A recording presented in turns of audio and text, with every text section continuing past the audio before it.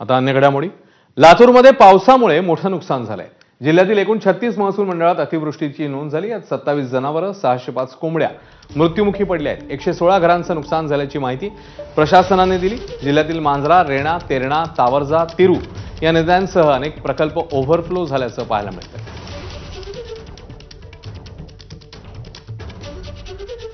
यवतमाळ जिल्ह्यातल्या 22 महसूल मंडळात अतिवृष्टी झाली. जिल्ह्यात 64 मिलीमीटरपेक्षा अधिक पावसाची नोंद झाली आहे. उमरखेड आणि महागाव तालुक्यातल्या गावांना अधिक फटका बसलाय. 2 तालुक्यातील 80,000 हेक्टरवरील कपाशी, सोयाबीन आणि तुरीच्या पिकाचं मोठं नुकसान झालंय. काल बुलडाणा जिल्ह्यात मुसळधार पाऊस झाल्यानं पेनटाकळी प्रकल्प 90% भरलाय. त्यामुळे पेनटाकळीचे 7 दरवाजे 20 सेंटीमीटरने उघडण्यात आले असून पाण्याचा मोठा विसर्ग केला जातोय. प्रशासनाकडून नदीकाठच्या गावांना सतर्कतेचा इशारा देण्यात आला.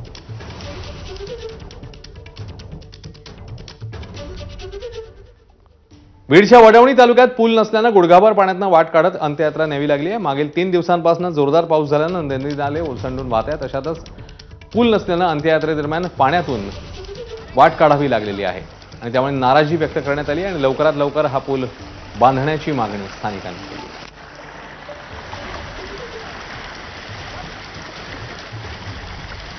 हिंगोलीमध्ये मुसळधार पाऊस झाल्यानं कयाधू नदीला पूर आलेला आहे आणि अशातच पाण्याचा अंदाज न आल्यानं महादेववाडी परिसरातला एक तरुण पाण्यात वाहून गेलाय. नगरपालिका आणि महसूल पथकाचे कर्मचारी तरुणाचा शोध घेत आहेत.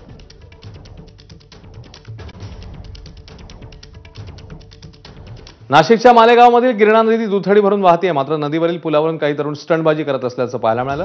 प्रशासनाच्या आवाहनानंतरही तरुण पुलावरनं पाण्यात उड्या मारत आहेत. त्यामुळे जीव धोक्यात घालून स्टंटबाजी करणाऱ्या तरुणांना रोखण्याची मागणी करण्यात येते.